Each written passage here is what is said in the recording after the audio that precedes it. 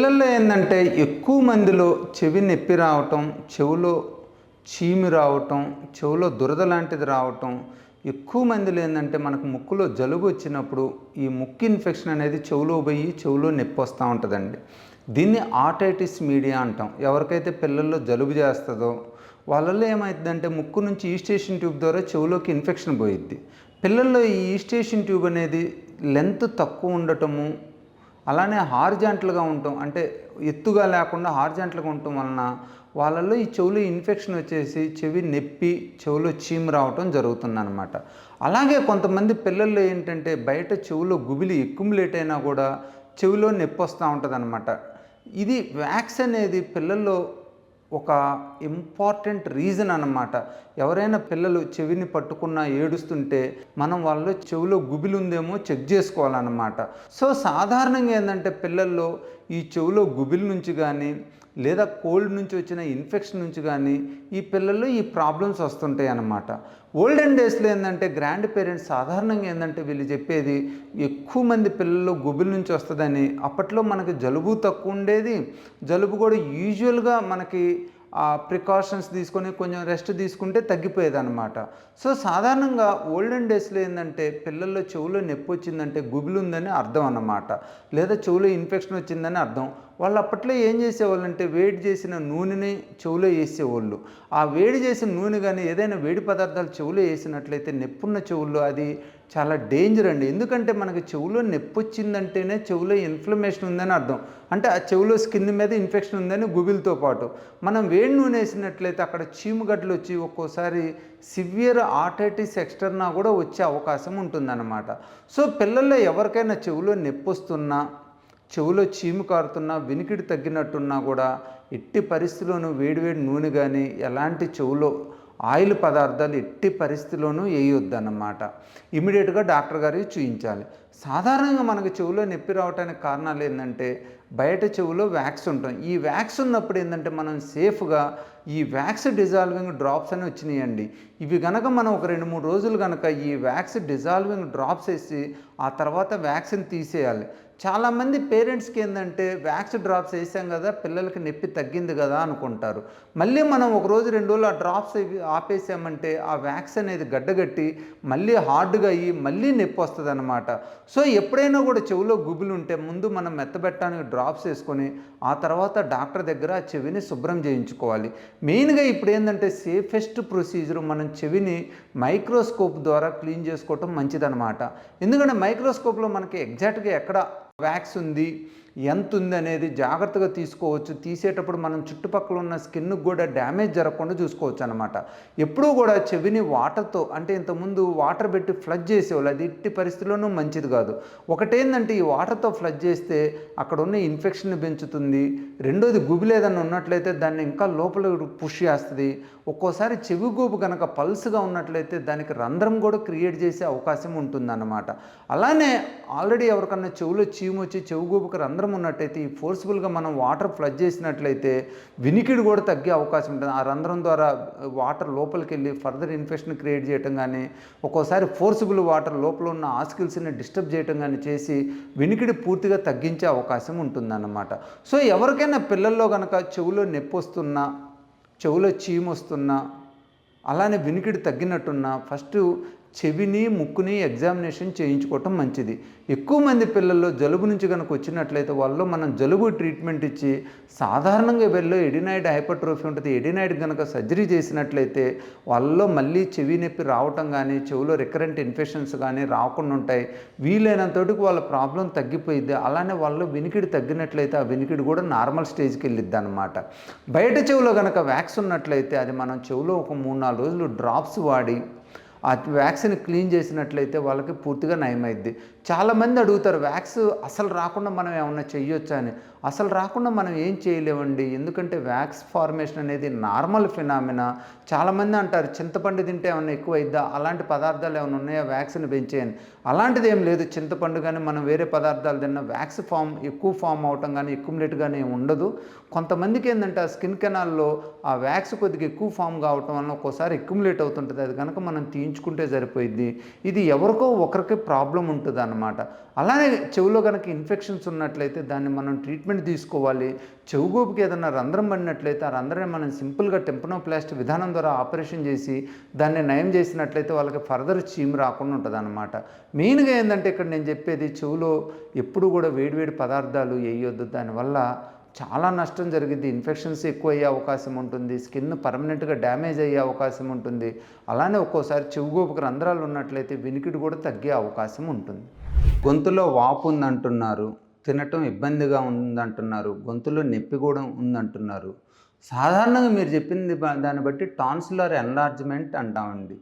ఈ tonsil enlarge అయ్యి recurrent కనుక దానికి ఇన్ఫెక్షన్స్ వస్తున్నట్లయితే పిల్లల్లో గొంతు నొప్పి ఉంటుంది. తినటానికి వాళ్ళు ఇష్టపడరు. ఎందుకంటే తింటుంటే ఫుడ్ అక్కడ ఆగినట్టు ఉంటుంది. అలానే నొప్పి కూడా వస్తూ ఉంటుంది. దీంతో పాటు ఏమవుతుందంటే ఒక్కోసారి వాళ్ళు మాట్లాడాలన్నా కూడా ఫాస్ట్గా మాట్లాడలేరు. ఎందుకంటే టాన్సిల్స్ బాగా పెద్దగా ఉన్నాయి అనుకోండి, వాళ్ళకి డిస్కంఫర్ట్ కలిగిస్తూ ఉంటుంది అన్నమాట. సో దీన్ని recurrent acute tonsillitis with tonsillar hypertrophy అంటామండి. సాధారణంగా ఏంటంటే పిల్లల్లో మనం చల్లటి పదార్థాలు ఇవ్వకుండా కొంచెం వేడివేడి పదార్థాలు రోజుకి 2-3 సార్లు ఇస్తా, ఆయిలీ ఫుడ్, స్పైసీ ఫుడ్ తక్కువ తీసుకుంటా, అంటే కొంచెం గ్యాస్ వచ్చినా కూడా ఒక్కోసారి ఈ గ్యాస్ట్రోఈసోఫేజియల్ రిఫ్లెక్స్ నుంచి కూడా టాన్సిల్ ఎన్లార్జ్ అవుతుంటాయి అన్నమాట. సో యూజువల్గా మనం ప్రికాషన్స్ తీసుకుంటే కొంతమందిలో ఈ గొంతు ఇన్ఫెక్షన్స్ తగ్గే అవకాశం ఉంటుంది. సంవత్సరానికి 1-2 సార్లు కనుక గొంతులో నొప్పి వస్తా, అది మందులతో తగ్గుతా, మిగతా టైంలో నార్మల్గా ఉంటే దాని గురించి మనం పట్టించుకోని అవసరం లేదండి. అలా కాకుండా టాన్సిల్స్ చాలా పెద్దగా ఉండి రెగ్యులర్గా ఇన్ఫెక్షన్ వస్తాయి. ఇన్ఫెక్షన్ వచ్చిందని మనకు సైన్స్ ఏంటంటే గొంతులో నొప్పి ఉండటం, సరిగా తినకపోవటం, జ్వరం రావటం, మనం నోరు తెరిచినప్పుడు ఆ గొంతులో ఉన్న ఆ స్వెల్లింగ్స్ మీద ఎర్రగా ఉండటం, ఒక్కోసారి తెల్లటి కూడా ఉంటాయి అన్నమాట. దాన్ని క్రిప్ట్ డెబ్రిస్ అంటాం అన్నమాట. సో ఇలా ఉన్నప్పుడు మనం దాన్ని టాన్సిలైటిస్గా కన్సిడర్ చేయాలన్నమాట. యూజువల్గా టాన్సిల్స్ ఒకసారి చాలా పెద్ద సైజు వచ్చి రికరెంట్ ఇన్ఫెక్షన్స్ వస్తుంటే అవి మళ్ళీ పూర్తిగా నార్మల్ కావటం కష్టమండి. పిల్లలు యూజువల్గా సఫర్ అవుతూ ఉంటారు. సో వీళ్ళల్లో ఏంటంటే మనం సింపుల్గా ఆ టాన్సిల్స్ని కనుక తీసేసినట్లయితే వీళ్ళకి పర్మనెంట్గా ఆ గొంతులో టాన్సిలర్ ఇన్ఫెక్షన్ తగ్గిద్దనమాట. చాలామందిలో ఉండే అపోహ ఏంటంటే పేరెంట్స్లో మనం టాన్సిల్స్ అనేవి ఫ్రంట్ భాగంలో ప్రొటెక్షన్ ఇస్తే కదా, ప్రొటెక్టివ్ బ్యారియర్స్ అంటారు కదా అంటారు. అలాంటిది ఏం లేదండి. టాన్సిల్స్ అనేవి మన గొంతులో ఉన్న ఒక లింఫాయిడ్ టిష్యూ, దాని నుంచి కొన్ని లింఫోసైడ్స్ ఫామ్ అవుతాయి. అంతేగాని టాన్సిల్ ఒక్కటే మనకి ప్రొటెక్షన్ అనేది ఏం లేదనమాట. ఎవరికైతే టాన్సిల్స్ సైజు ఎక్కువగా ఉంటాయో వాళ్ళల్లో ఇంకా ఇన్ఫెక్షన్ వచ్చే అవకాశం చాలా ఎక్కువ ఉంటుంది. ఎందుకంటే ఆ టాన్సిల్స్ ప్రొడ్యూస్ అయ్యి దాంట్లో ఉన్న క్రిప్స్లో బ్యాక్టీరియా కానీ, వైరస్ కానీ, మన ఫుడ్ పార్టికల్స్ కానీ ఏవైనా కూడా డిపాజిట్ అయినట్లయితే అవి పెరిగిపోయి బ్యాక్టీరియా అయితే బ్యాక్టీరియల్ ఇన్ఫెక్షన్ వస్తుంది, వైరస్ అయితే వైరల్ ఇన్ఫెక్షన్స్ తొందరగా వచ్చే అవకాశం ఉంటుంది వెల్లో. అలానే ఫుడ్ పార్టికల్స్ అక్యుములేట్ అయితే వాటి నుంచి కూడా రికరెంట్ ఇన్ఫెక్షన్స్ వచ్చే అవకాశం ఉంటుందన్నమాట. సో ఎవరికైతే టాన్సిల్ ఎన్లార్జ్ అయ్యి ఉండి రికరెంట్గా ఇన్ఫెక్షన్స్ వస్తుంటాయో వాళ్ళకి పిల్లలకి సింపుల్గా టాన్సిల్ ఆపరేషన్ ద్వారా ఆ టాన్సిల్స్ తీసేసినట్లయితే మళ్ళీ ఆ టాన్సిలర్ ఇన్ఫెక్షన్స్ రావు.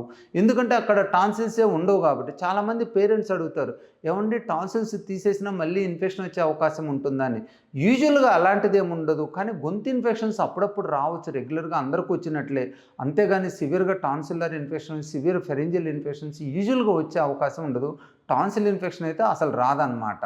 రెండోది ఏంటంటే చాలామంది పేరెంట్స్కి ఈ టాన్సిల్స్ తీయటం వలన రిస్క్ ఏమైనా ఉందా అని. అతి కొద్ది రిస్క్ అండి. కొద్దిగా బ్లీడింగ్ వచ్చే అవకాశం ఉంటుంది ఏదైనా ఇన్ఫెక్షన్ వస్తే మటుకి. యూజువల్గా మనం టాన్సిల్ అనేది చాలా సేఫ్ ఆపరేషను. ఆల్మోస్ట్ ఇప్పుడు బ్లడ్లెస్ ఆపరేషను, కోయాబ్యులేటరీ విధానంతో చేస్తున్నాము, లేజర్స్ వాడుతున్నాము, అండర్ మైక్రోస్కోప్ చేస్తున్నాము. సో యూజువల్గా ఏంటంటే టాన్సిల్ ఆపరేషన్ అనేది చాలా సేఫ్ ఆపరేషను. టాన్సిల్ ఆపరేషన్లో కాంప్లికేషన్స్ కూడా చాలా తక్కువ, ఆల్మోస్ట్ లేని కిందే చెప్పాలి. అలానే టాన్సిల్స్ తీసేయటం వల్ల మన బాడీలో రెసిస్టెన్స్ ఏం తగ్గదు. మళ్ళీ ఇన్ఫెక్షన్స్ రావటం కానీ, టోటల్ బాడీలో ప్రొటెక్షన్ తగ్గటం కానీ అలాంటిది ఏం జరగదు. దీంట్లో రికరెన్స్ రేటు కూడా ఏముండదు. సో ఎవరికైనా పిల్లలకి రికరెంట్ టాన్సిలైటిస్, రికరెంట్ గొంతు ఇన్ఫెక్షన్స్ వస్తా టాన్సిల్ పెద్దగా ఉన్నట్లయితే వాళ్ళలో టాన్సిల్ ఆపరేషన్ చేయడం చాలా మంచిది. ఆ తర్వాత పిల్లలు చాలా ఆరోగ్యంగా ఉంటారు, హెల్తీగా ఉంటారు, ఫిజికల్ యాక్టివిటీస్లో కూడా మంచిగా పార్టిసిపేట్ చేస్తారు. ఎందుకంటే ఈ టాన్సిల్ ఉన్నప్పుడు ఏమవుతుందంటే వాళ్ళకి చాలా ఇబ్బందిగా ఉంటుంది మాట్లాడటానికి కానీ, ఆడుకోవటానికి కానీ, ఎందుకంటే వాళ్ళకి తొందరగా అలసిపోవటానికి కూడా అవకాశం ఉంటుందన్నమాట. సో, ఎవరికైనా కూడా పిల్లల్లో టాన్సిల్ ప్రాబ్లమ్, ఎన్లార్జ్‌మెంట్ ఉన్నట్లయితే సింపుల్ టాన్సిలెక్టమీ చేసి వాళ్ళకి మనం టాన్సిల్ ప్రాబ్లమ్ నుంచి పూర్తిగా నయం చేయొచ్చు. ఇప్పుడు పిల్లల్లో ఏంటంటే ఈ టాన్సిల్ ఎన్లార్జ్‌మెంటు, ఎడినాయిడ్ ఎన్లార్జ్‌మెంట్ అనేది చాలా కామన్ అయిపోయిందండి. ఎందుకంటే మనకు బయట వాతావరణంలో పొల్యూటెంట్స్ ఎక్కువైపోయినాయి. పిల్లలు పొద్దుట, సాయంత్రం ఈవెన్ మనం ఇంట్లో ఉన్నా కూడా పొల్యూషన్ చాలా ఎక్కువ ఉంటుంది. మన చుట్టుపక్కల ఉన్న వెహికల్ పొల్యూషన్ కావచ్చు, ఇండస్ట్రియల్ పొల్యూషన్ కావచ్చు, చాలా పొల్యూషన్ ఉంటుందన్నమాట. అలానే ఈ వైరల్ ఇన్ఫెక్షన్ రేట్ కూడా చాలా ఎక్కువ ఉంది. మనం ఉండే అపార్ట్మెంట్లు అనుకోవచ్చు, గేటెడ్ కమ్యూనిటీస్ అనుకోవచ్చు, లేదా స్కూల్లో చాలామంది పిల్లలు తక్కువ స్పేస్లో ఉండటం వల్ల కావచ్చు. సో, ఈ విధంగా ఏమవుతుందంటే ఎస్పెషల్లీ అర్బన్ ఏరియాస్లో, ఓవర్ క్రౌడెడ్ ఏరియాస్లో చిన్నపిల్లల్లో ఈ టాన్సిలర్ ఎన్లార్జ్‌మెంటు, ఎడినాయిడ్ ఎన్లార్జ్‌మెంటు, అలానే రికరెంట్ ఇన్ఫెక్షన్స్ అంటే రికరెంట్ ఎడినోటాన్సిలైటిస్ విత్ హైపర్ట్రోఫీ అంటాం. ఈ పిల్లలు చాలా సఫర్ అవుతూ ఉంటారు. జలుబుతో ఎక్కువగా సఫర్ అవుతారు. గొంతు నొప్పితో ఎక్కువ సఫర్ అవుతుంటారు. పిల్లలు చాలా వీక్‌గా ఉంటారు. బాగా బలహీనంగా ఉంటారు. వెయిట్ పరంగా చూసినా, హైట్ పరంగా చూసినా పిల్లలు కూడా ఎప్పుడు వాలిపోతున్నట్టు ఉంటారు. దీనికి మెయిన్ కారణం ఏంటంటే వాళ్ళకి బ్రీతింగ్ ప్రాబ్లమ్ ఉండటం అండ్ ఫీడింగ్ సరిగ్గా లేకపోవటం అన్నమాట. అంటే ముక్కు మూసుకుపోతూ ఉంటుంది, ముక్కులో మిట కారుతూ ఉంటుంది, ముఖం నొప్పి వస్తూ ఉంటుంది, స్నోరింగ్ ఉంటుంది, డీప్ స్లీప్లోకి వెళ్ళలేరు. ఎందుకంటే ఆ ఎడినాయిడ్ అనేది ముక్కులో గాలి తీసుకోవడానికి ఇబ్బంది కలుగజేసి వాళ్ళకి డీప్ స్లీప్ లేకుండా చేస్తుంది. అలాగే టాన్సిల్ సైజ్ చాలా ఎక్కువ ఉండటం వలన వాళ్ళకి ఆహారం సరిగ్గా తీసుకోలేరు. సో, ఈ రకమైన వీక్‌నెస్సు, బాడీ రెసిస్టెన్స్ తక్కువ ఉండటం, స్లీప్‌లెస్ ప్యాటర్న్స్ ఇవన్నీ గూడా ఈ ఎడినోటాన్సిల్ ప్రాబ్లమ్‌లో చాలా పిల్లల మీద హెల్త్ ఎఫెక్ట్స్‌ని క్రియేట్ చేస్తాయన్నమాట. ఫిజికల్‌గాను, మెంటల్‌గా గాను. ఎందుకంటే చాలామంది పిల్లలు ముక్కులో కంటిన్యూస్‌గా కారుతుందనుకోండి, వేరే వాళ్ళని కలవటం కష్టమైపోయిద్ది. అలానే బ్రీతింగ్ ప్రాబ్లమ్ ఉందనుకోండి, పిల్లల్లో ఆడుకోవటం కష్టమైపోయిద్ది. సో, ఈ విధంగా ఏందంటే ఎడినోటాన్సిలర్ హైపర్ట్రోఫీ అనేది పిల్లల్లో హెల్తీనెస్‌ని పాడు చేస్తదనమాట. ఈ ఎడినోటాన్సిల్ సర్జరీ అనేది వాళ్ళ చాలా సేఫ్ ఆపరేషను. పేరెంట్స్ గూడా ఈ ఎడినోటాన్సిల్ సర్జరీ గురించి ఎక్కువ ఆలోచించాల్సిన అవసరం లేదు. అలానే పేరెంట్స్‌కున్న అపోహలు గూడా ఎడినోటాన్సిలర్ సర్జరీ చేస్తే ఏమన్నా పిల్లల్లో ఇమ్యూనిటీ తగ్గిద్దా?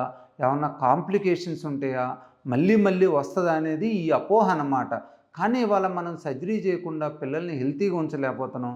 సో, ఎడినోటాన్సిలర్ సర్జరీ అనేది చాలా కామన్ అయిపోయింది ఇప్పుడు.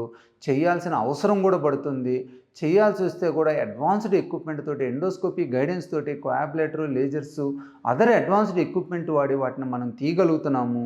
పేషెంట్స్ కూడా, పిల్లలు కూడా బాగా రికవరీ అవుతున్నారు. మోర్ ఇంపార్టెంట్ ఏంటంటే పేరెంట్స్‌లో ఉండే డౌట్ ఆపరేషన్ అయిన తర్వాత కాంప్లికేషన్స్ ఏమన్నా ఉంటాయా? యూజువల్‌గా కాంప్లికేషన్స్ ఏమి ఉండవండి. రేర్‌గా వచ్చే కాంప్లికేషన్స్ ఏందంటే ఎప్పుడన్నా గొంతులో గనక మనం సరిగ్గా పుక్కులించి చూయించకపోయినట్లయితే ఏమన్నా ఇన్ఫెక్షన్ వస్తే బ్లీడింగ్ వచ్చే అవకాశం ఉంటుంది. మనం గనక ఆపరేషన్ అయిన తర్వాత ఇనిషియల్ డేస్‌లో బాగా గార్గుల్ చేసినట్లయితే వాళ్ళకి ఆ ప్రాబ్లమ్ ఉండదు. ఆ ఇన్ఫెక్షన్ వచ్చే అవకాశం కూడా ఉండదనమాట. అలానే ఇమ్యూనిటీ పరంగా చూసుకున్నా కూడా ఈవెన్ టాన్సిల్ ఎడినాయిడ్ సర్జరీ చేసినట్లయితే వాళ్ళలో ఆరోగ్యంగా ఉండి, బ్రీతింగ్ మంచిగా ఉండి, ఇమ్యూనిటీ అనేది బాగా పెరుగుతుంది. ఎందుకంటే మనకు మంచి స్లీప్ ఉండి, మంచి ఫిజికల్ యాక్టివిటీ ఉండి, బాడీలో స్ట్రెస్ లేనట్లయితే వాళ్ళలో ఇమ్యూనిటీ చాలా బాగుంటుందన్నమాట. సో, ఎవరికైనా పిల్లలకి ఎడినోటాన్సిలర్ హైపర్ట్రోఫీ ఉండి, రెగ్యులర్‌గా కోల్డ్ వస్తున్నా, గొంతు ఇన్ఫెక్షన్స్ వస్తున్నా ఎడినోటాన్సిల్ సర్జరీ చేయించండి. మీకు ఎలాంటి నష్టం లేదు పిల్లల పరంగా చూసినా. అలానే కాంప్లికేషన్స్ కూడా చాలా తక్కువ, ఆల్మోస్ట్ లేని కిందే లెక్కేసుకోవాలి. పిల్లలు కూడా ఆరోగ్యంగా ఉండి, హెల్తీగా ఉంటే మీరు కూడా చాలా హ్యాపీగా ఉండొచ్చు. ఎందుకంటే రెగ్యులర్‌గా వాళ్ళు నిద్రపోకుండా, ఎప్పుడు జలుబు చేసుకుంటా, ఎప్పుడు జ్వరం వస్తూ ఉంటే మీకు కూడా చాలా ఇబ్బందిగా ఉంటది. ఆ ప్రాబ్లమ్స్ నుంచి మనం ఎడినోటాన్సిల్ ఆపరేషన్ చేసుకొని పూర్తిగా పిల్లలు రికవర్ అవుతారు. మీరు కూడా హ్యాపీగా ఉంటారు.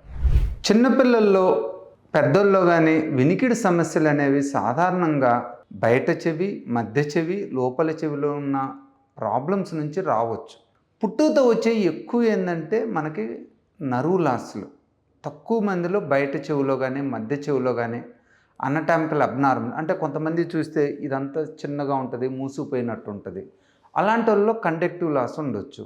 కానీ చెవి నార్మల్‌గా ఉండి వినికిడి తగ్గిందంటే వాళ్ళలో నర్వ్ లాస్ ఉందని అర్థం అన్నమాట. ఈ నర్వ్ లాస్ ఉన్న పిల్లల్లో గనక మనం ఫస్ట్‌లోనే అంటే 3-6 మంత్స్‌లోనే ఐడెంటిఫై చేసినట్లయితే వాళ్ళకి నార్మల్ స్పీచ్ వచ్చేటట్టు చేయడానికి అవకాశం చాలా ఎక్కువ ఉంటుందన్నమాట. ఈ మోడరేట్‌లీ సివియర్ హియరింగ్ లాస్ ఉన్న పిల్లల్లో గనక మనం గనక హీరింగ్ ఎయిడ్ పెట్టినట్టయితే ఈ హీరింగ్ ఎయిడ్‌లనేవి మంచిగా వినికిడిని ఇంప్రూవ్ చేసి వాళ్ళకి నార్మల్ స్పీచ్ వచ్చేటట్టు చేస్తాయి అన్నమాట. అతి కొద్ది మంది పిల్లల్లో severe or profound hearing loss అంటాం. ఈ ప్రొఫౌండ్ హియరింగ్ లాస్ ఉన్న పిల్లల్లో మనకి మిషన్లు పనిచేయనప్పుడు అలాంటోల్లో ఎంఆర్ఐ టెస్ట్ చేసుకుంటాం అనమాట.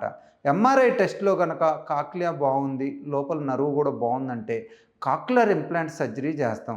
సర్జరీ చేసిన తర్వాత కూడా బయట మళ్ళీ రిసీవరు ఏదైతే సౌండ్‌ని అబ్జర్వ్ చేయడానికి అదొకటి ఉంటదనమాట. అంటే హియరింగ్ ఎయిడ్ టైప్‌లో. సో ఎవరికైతే మనకి వినికిడి తక్కువ ఉంటదో వాళ్ళల్లో ఫస్ట్ హియరింగ్ ఎయిడ్ పెడతాం. అతి కొద్ది మందిలో ఎవరికైతే ప్రొఫౌండ్ హియరింగ్ లాస్ ఉంటుందో వాళ్ళల్లో కాక్లియర్ ఇంప్లాంట్ సర్జరీ చేస్తాం అనమాట. సరే ఈ పుట్టుకతో కానీ మధ్యలో వచ్చినా కానీ ఈ మధ్యలో చాలామంది మధ్య వయసోళ్ళకి కూడా సడన్ హియరింగ్ లాస్ వస్తుందన్నమాట. ఈ సడన్ హియరింగ్ లాస్ రావడానికి మెయిన్ కారణం ఇప్పుడు ఎక్కువగా రావడానికి కారణాలు ఏంటంటే బయట వాతావరణంలో వైరల్ ఇన్ఫెక్షన్ రేట్లు ఎక్కువగా ఉండటం, అలానే మనం కూడా కోల్డ్ వెదర్‌కి ఇప్పుడు చూసినట్లయితే కాలంతో సంబంధం లేకుండా ఆల్మోస్ట్ మనం అన్ని కాలాల్లోనూ ఏసీల్లో ఉంటున్నాం అనమాట. ఈ చల్లటి వాతావరణానికి ఎక్కువ ఎక్స్‌పోజ్ అయినా కూడా మన లోపల చెవిలో ఉన్న బ్లడ్ వెజల్స్ అనేవి కన్‌స్ట్రిక్ట్ అయిపోయి వినికిడి లోపాన్ని కలుగజేసే అవకాశం ఉంది. ఈ కోల్డ్ వెదరు, వైరల్ ఇన్ఫెక్షన్‌తో పాటు మోర్ లైఫ్ స్టైల్ చేంజ్ ఏందంటే ఇవాళ అందరం కూడా ఫోన్లు, హెడ్సెట్లు, బ్లూటూత్‌లు వాడుతున్నాం. ఈ ఫోను, హెడ్సెట్, బ్లూటూత్ వాడటం వలన కూడా మన లోపలి చెవులో ఉన్న బ్లడ్ వెజల్స్ డ్యామేజ్ కావటం, బ్లడ్ వెజల్స్ మూసుకుపోవటం, అలానే కాక్లియర్ సెల్స్, వెస్టిబులర్ సెల్స్, దాని సపోర్టింగ్ సెల్స్ డ్యామేజ్ కావటం జరుగుతుందనమాట. సో ఈ సౌండ్ ఎక్స్‌పోజరు అది ఫోన్ రూపంలో కానీ, లౌడ్ నాయిస్ ఎక్స్‌పోజర్ రూపంలో కానీ, సౌండ్ ఎక్స్‌పోజరు దాంతోపాటు వైరల్ ఇన్ఫెక్షన్స్, దానితో పాటు చల్లటి వాతావరణం, మనం ఉండే ప్రదేశం ఎస్పెషల్లీ మన రూమ్‌లన్నీ కూడా ఇవాళ ఏసీలతో ఉంటున్నాయన్నమాట. వీటన్నిటి వల్ల కూడా ఈ హియరింగ్ లాస్‌లో most of the time sudden hearing లాస్‌లు వస్తున్నాయి. కొంతమందిలో over a period of time noise induced hearing loss వస్తుందన్నమాట. అలానే కొంతమందిలో ఏమవుతుందంటే diabetes, hypertension, kidney problems కూడా ఇప్పుడు చాలామందికి ఎక్కువైపోయినాయి ఎర్లీ ఏజ్‌లో రావడం because of lack of physical activity అనుకోవచ్చు. ఒబేసిటీ కూడా ఇవాళ one of the important reason అండి. చాలామంది ఊబకాయంతో ఉంటున్నారు, ఓవర్ వెయిట్‌తో ఉంటున్నారు. ఈ ఓవర్ వెయిట్ కూడా ఉండటం వలన మన లోపలి చెవిలో ఉన్న చిన్న బ్లడ్ వెజల్స్ అన్నీ మూసుకుపోతాయి అన్నమాట. ఎప్పుడైతే బ్లడ్ వెజల్స్ మూసుకుపోతాయో మన లోపల చెవిలో ఉన్న ఆ cochlear hair cells, vestibular hair cells damage అయిపోతాయి అన్నమాట. దీనివలన ఇప్పుడు చాలామందిలోను వినికిడి ప్రాబ్లము, బ్యాలెన్స్ ప్రాబ్లమ్ చాలామందికి వస్తున్నాయి అన్నమాట. సో ఇప్పుడు ఎవరికైతే వినికిడి ప్రాబ్లం ఉంటుందో, నర్వ్ లాస్ ఉండి వాళ్ళల్లో మనము మంచి హీరింగ్ ఎయిడ్ తీసుకొని పెట్టుకున్నట్లయితే ఆల్మోస్ట్ నార్మల్ హీరింగ్ వస్తుంది. ఓల్డెన్ డేస్లో ఏంటంటే చాలామంది మిషన్ పెట్టుకుంటే గుయ్యమని సౌండ్ వస్తుందండి. ఎందుకంటే అప్పట్లో టెక్నాలజీ అంత సరిగా లేకపోవటం వలన ఎలక్ట్రికల్ వేవ్స్ అనుకోండి, ఆ సౌండ్ వేవ్స్ అనేవి వైబ్రేషన్ కలుగజేసాయి. ఇవాళ మనకి అడ్వాన్స్డ్ హీరింగ్ ఎయిడ్స్ వస్తున్నాయి. ఆల్మోస్ట్ అన్ని అడ్వాన్స్డ్ ఫీచర్స్లో కూడా ఇప్పుడు మనకు ఆ బ్యాక్ డ్రాప్ నాయిస్ని ఇనిబిట్ చేయటం, అలానే మిషన్ నుంచి వచ్చే ఎలక్ట్రానిక్ వేవ్స్ని కూడా సప్రెస్ చేయటం, అలా ఈ బ్యాక్గ్రౌండ్ నాయిస్ని సప్రెస్ చేయటంతో పాటు మనకి ఆల్మోస్ట్ నార్మల్ హీరింగ్ లెవెల్స్కి మన వినికిడిని కొంతమంది ఏంటంటే టెక్నాలజీని ఛానల్స్ అంటారు, 12 ఛానల్స్, 15, 6. కొంతమంది ఏమో ఛానల్స్ లేకుండా నార్మల్ టెక్నాలజీ అంటారు, గ్రేడ్ 1, గ్రేడ్ 2, గ్రేడ్ 3. ఇట్లా మల్టిపుల్ ఒక్కొక్క కంపెనీ ఒక్కో రకంగా వాళ్ళ అడ్వాన్స్డ్ హీరింగ్ ఎయిడ్స్ని తయారు చేస్తుంది. ఇవాళ మనం అడ్వాన్స్డ్ హీరింగ్ ఎయిడ్స్ పెట్టుకున్నట్లయితే ఆల్మోస్ట్ నార్మల్ హీరింగ్ ఉంటుంది. మనం ఎలాంటి ఇబ్బంది పడాల్సిన అవసరం లేదన్నమాట. హీరింగ్ ఎయిడ్ గురించి కొంతమంది అనుకుంటారు, ఇది వాడాలన్నా, లైఫ్ లాంగ్ వాడాలన్నా, దీనివల్ల మనకి నామోషిగా ఉంటుందని. అలాంటిది ఏం వర్రీ కావాల్సిన అవసరం లేదు. ఇవాళ చిన్న చిన్న హీరింగ్ ఎయిడ్స్ వచ్చినాయి, మన చెవిలో పెట్టుకోవచ్చు. రెండోది ఏంటంటే ఇవాళ అందరం కూడా బ్లూటూత్, ఇయర్ ప్యాడ్స్ మల్టిపుల్ రీజన్స్కి వాడుతున్నారు. అలానే ఇప్పుడు కూడా ఈ హీరింగ్ ఎయిడ్స్ అనేవి చాలా చిన్న మోతాదులో ఉన్నాయి. రెండోది ఏంటంటే మనకి మంచిగా వినికిడి రావటం వలన మనం చాలా హ్యాపీగా ఉంటాం. మనం వర్క్లో కానీ, సోషల్ లైఫ్లో కానీ, ఇంట్లో కానీ చాలా బాగా పర్ఫామ్ చేస్తాం అనమాట. ఒకసారి ఈ వినికిడి తగ్గినోళ్ళు మంచి హీరింగ్ ఎయిడ్ పెట్టుకున్న తర్వాత వాళ్ళు ఆ హీరింగ్ ఎయిడ్ని మంచిగా అప్రిషియేట్ చేస్తున్నారు, అందరికి కూడా చెప్తున్నారు. They are increasing the awareness అనమాట. ఇంకా చెప్పాలంటే ఎవరికైనా వినికిడి లోపం ఉన్నా కూడా ఎట్టి పరిస్థితుల్లోనూ వర్రీ కావాల్సిన అవసరం లేదు. మీరు చక్కగా హీరింగ్ ఎయిడ్ పెట్టుకున్న, రేర్ సిచ్యువేషన్లో కాక్లియర్ ఇంప్లాంట్ సర్జరీ చేసుకున్నా కూడా మీకు నార్మల్ హీరింగ్ వస్తుంది, మంచిగా వినబడుతుందని. అలానే ఎవరికన్నా కండక్టివ్ లాస్ ఉంటే కొంతమందిలో మనం ఆసిక్యులర్ ప్లాస్టీ, టెంపనోప్లాస్టీ విధానం ద్వారా ఆపరేషన్ చేసి ఆ కండక్టివ్ హీరింగ్ లాస్ని ఇంప్రూవ్ చేయొచ్చు. సో మెయిన్‌గా ఇక్కడ ఏందంటే ఎప్పుడు గూడా మనకి హీరింగ్ తక్కువ ఉంది గదా అని, హీరింగ్ తక్కువ ఉంటే డాక్టర్ దగ్గరకు పోయినా ఏమీ కాదు, మనకు ఉపయోగం లేదనే అపోహను వదిలేయండి. ఎవరికైనా గూడా వినికిడి తక్కువ ఉన్నట్లయితే డాక్టర్ గారిని సంప్రదించండి. అవసరమైతే సర్జరీ ద్వారా గానీ, మంచి హీరింగ్ ఎయిడ్ ద్వారా గానీ మీ హీరింగ్‌ని ఇంప్రూవ్ చేస్తారు. వన్స్ ఈ హీరింగ్ ఇంప్రూవ్ అయిందంటే మీరు చాలా రోజులు గూడా దాన్ని ఆ హీరింగ్‌ని ఎంజాయ్ చేయొచ్చు. అలానే ఓల్డ్ ఏజ్ పీపుల్ గూడా ఇప్పుడు ఈవెన్ 70, 80 సంవత్సరాలోళ్ళు గూడా మంచిగా వాళ్ళకి కమ్యూనికేషన్ హెల్తీగా ఉంటున్నారు. అలాంటోళ్ళు ఈ వినికిడి లోపంని మనం గనక సింపుల్‌గా హీరింగ్ ఎయిడ్ ద్వారా ఇంప్రూవ్ చేసి, హీరింగ్‌ని ఇంప్రూవ్ చేసినట్లయితే వాళ్ళు చాలా హ్యాపీగా, మంచిగా ఎంజాయ్ చేస్తా లైఫ్‌ని లీడ్ చేస్తున్నారు. చెవుల్లో గుబులనేది మనందరికీ ఫామ్ అవుతదండి. అది కొద్దిగా ఎక్కువ మోతాదులో, కొద్దిగా తక్కువ మోతాదులో. బేసిక్‌గా మనకి ఇయర్ కెనాల్‌లో ఉన్న సబేషియస్ గ్లాండ్స్ గానీ, అక్కడున్న అదర్ గ్లాండ్స్, సెల్స్ నుంచి ఎపిథీలియల్ సెల్స్ నుంచి కొద్దిగా గుబిలి ఫామ్ అయిద్ది. యాక్చువల్‌గా కొంచెం గుబిలి ఫామ్ అవ్వటం, గుబిలి మన చెవులో ఉండటం మంచిదండి. ఎందుకంటే ఇది మనకి లూబ్రికెంట్‌గా ఉపయోగపడిద్ది. ఎందుకంటే చెవులు డ్రై కాకుండా కొంచెం వెట్‌నెస్‌ని ఇస్తదనమాట. అలానే దాంట్లో ఉన్న ఎంజైమ్స్, బ్యాక్టీరియోస్టాటిక్ ప్రాపర్టీస్ కూడా అక్కడ ఇన్ఫెక్షన్స్ రాకుండా బ్యాక్టీరియా, వైరస్‌లు గ్రో కాకుండా చేస్తదనమాట. యూజువల్‌గా ఏందంటే మన చెవులో గుబిలి ఫామ్ అయినప్పుడు మన చెవులో ఉన్న ఎపిథీలియల్ మైగ్రేటింగ్ యాక్టివిటీ అంటాం. బయట చెవులో ఉన్న ఏదైతే గుబిలి ఉంటుందో స్లోగా బయటకు వస్తదనమాట. యూజువల్‌గా మనకి 100లో 99 మందిలో జరిగేది అదేననమాట. అందరిలోనూ గుబిలి ఫామ్ అయిద్ది. మన చెవులో మనకి గుబిలి క్లీన్ చేసుకునే కెపాసిటీ ఉంటది. ఈ గుబిలి అనేది కూడా ఐడియల్‌గా మనకి ప్రొటెక్టివ్ లేయరు. దాన్ని మనం సెల్ఫ్ క్లీన్ చేయాల్సిన అవసరం లేదు. కానీ అతి కొద్ది మందిలో ఏదన్నా అనటామికల్ అబ్నార్మాలిటీస్ ఉన్నా, అంటే చెవిలో ఉన్న కెనాలు చాలా నారోగా ఉన్నా, లేదా ఒక్కోసారి మనకి చెవులో ఏదైనా దెబ్బ తగిలి కానీ, స్కిన్ కండిషన్ నుంచి కానీ అక్కడ ఫైబ్రోస్ ఫామ్ అయ్యి, ఆ ఫైబ్రోస్ నుంచి మనకి సెల్ఫ్ క్లీనింగ్ కెపాసిటీ తగ్గిద్దనమాట. ఆ విధంగా సెల్ఫ్ క్లీనింగ్ కెపాసిటీ తగ్గటం వలన కానీ, ఈ అనటామికల్ అబ్నార్మాలిటీ వల్ల కానీ రేరుగా చెవులు చిన్నవి ఉంటాయన్నమాట. బోన్ ఓవర్ గ్రోత్స్, ఆస్టియోమాస్ అంటాం. అలాంటివి ఉన్నప్పుడు కానీ ఈ చెవులో మైగ్రేటింగ్ కెపాసిటీ తగ్గి చెవులో గుబిలి ఎక్యుములేట్ అవుతూ ఉంటుందండి. సో యూజువల్‌గా నార్మల్ పీపుల్ ఎవ్వరం కూడా మనం చెవిని శుభ్రం చేసుకోవాల్సిన అవసరం లేదు. ఎవరికన్నా ఈ సెల్ఫ్ క్లీనింగ్ యాక్టివిటీ తగ్గినోళ్ళు యూజువల్‌గా 6 మంత్స్‌కి ఓసారి క్లీన్ చేయించుకోవటం మంచిది డాక్టర్ ద్వారా. అందరూ అవసరం లేదండి. ఇప్పుడు నేనున్నాను. నేను కూడా ఇంతవరకు లైఫ్‌లో ఎప్పుడూ క్లీన్ చేయించుకోలేదు. అట్లా అని గుబిలి ఫామ్ కాదా అని కాదు. గుబిలి ఫామ్ అవుతూ ఉంటది. సెల్ఫ్ క్లీనింగ్ అవుతూ ఉంటది. ఎవరికైతే అనటామికల్ అబ్నార్మాలిటీస్ నుంచో ఎపిథీలియల్ మైగ్రేట్ సరిగ్గా లేకపోవటం వలన గుబిలి అక్యుములేట్ అయిద్దో యూజువల్‌గా 6 మంత్స్‌కి ఓసారి శుభ్రం చేయించుకోమని చెప్తాం. అలానే ఎప్పుడన్నా చెవిలో వినికిడి తగ్గినట్టున్నా, చెవిలో దురద చాలా ఎక్కువ ఉన్నా, అలానే చెవిలో నొప్పి వస్తున్నా కూడా డాక్టర్ గారిని సంప్రదించినట్లయితే ఆ గుబిలిని క్లీన్ చేస్తారు. మనం ఎప్పుడు కూడా చెవిలో గుబిలి ఉందనో, గుబిలి ఉంటేనో చెవిలో హైడ్రోజన్ పెరాక్సైడ్ వేయటం కానీ, వేడి నూనె పదార్థాలు వేయటం కానీ ఎట్టి పరిస్థితుల్లోనూ మంచిది కాదండి. ఇవేం చేస్తాయి అంటే లోపల బై ఛాన్స్ గుబిలి పక్కన కనుక ఇన్ఫెక్షన్ ఉన్నట్టయితే ఆ ఇన్ఫెక్షన్ అగ్రవేట్ అయ్యేటట్టు చేసి చెవిలో చీమిగడ్డలు వచ్చేటట్టు చేస్తాయన్నమాట. అలానే చెవిలో చుట్టుపక్కల ఏదన్నా బర్నింగ్ ఎఫెక్ట్ వచ్చినా కూడా ఫైబ్రోస్ వచ్చి చెవి మూసుకుపోయే అవకాశం కూడా ఉంటుంది. సో ఎట్టి పరిస్థితుల్లోనూ మీరు వేడి పదార్థాలు వేయొద్దు. అలానే వేడి నూనె లాంటివి కూడా వేయొద్దు. హైడ్రోజన్ పెరాక్సైడ్ వేయొద్దు. రేర్గా కనుక మన చెవిలో ఏదైనా చెవిగూబ పల్స్గా ఉన్నా, లేదా చెవిగూబకు రంధ్రం ఉన్నా ఈ వేడి నూనె పదార్థాలు కానీ, హైడ్రోజన్ పెరాక్సైడ్ కానీ మధ్య చెవిలోకి వెళ్ళి అటు నుంచి లోపలి చెవిలోకి వెళ్ళి పూర్తిగా మనకి వినికిడిని అంటే పూర్తి వినికిడి పోయే అవకాశం కూడా ఉంటుందన్నమాట. ఈవెన్ డాక్టర్ గారి ద్వారా వ్యాక్స్ శుభ్రం చేయాల్సి వచ్చినా కూడా మైక్రోస్కోపిక్ విధానంలో శుభ్రం చేసుకోవటం మంచిది. ఓల్డెన్ డేస్లో ఏంటంటే సిరంజి తోటి వాటర్తో ఫ్లడ్ చేసేవాళ్ళు. అది యూజువల్గా అంత సేఫ్ మెథడ్ కాదు. కొంతమందిలో ఏదైనా చెవిగూబకు రంధ్రం ఉన్నా కూడా ఇన్ఫెక్షన్స్ వస్తాయి. అలానే చెవిలో స్కిన్కి కూడా ఇన్ఫెక్షన్ ఉన్నా కూడా అది ఎక్కువైపోయింది అన్నమాట. సో ఒకసారి మనం చెవిని పూర్తిగా ఎగ్జామినేషన్ చేసుకుని వ్యాక్స్ క్లీన్ చేయించుకుంటే ఇంకా యూజువల్గా మనకు ఆ ప్రాబ్లం రాదు. ఎవరికైనా కూడా రికరెంట్గా వస్తుంటే మటుకి వాళ్ళు 6 నెలలకు ఒకసారి వెళ్ళి డాక్టర్ దగ్గర శుభ్రం చేయించుకోండి.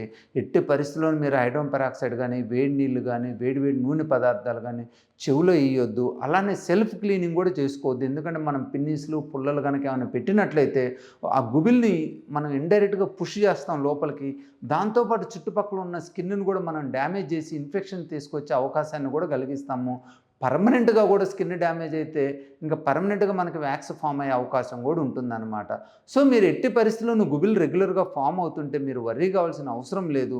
యూజువల్‌గా దానంతట అదే క్లీన్ అయిద్ది. ఎప్పుడన్నా క్లీన్ కాని పక్షంలో సంవత్సరానికో, 6 నెలలకో ఓసారి వెళ్లి డాక్టర్ దగ్గర దాన్ని శుభ్రం చేయించుకోండి.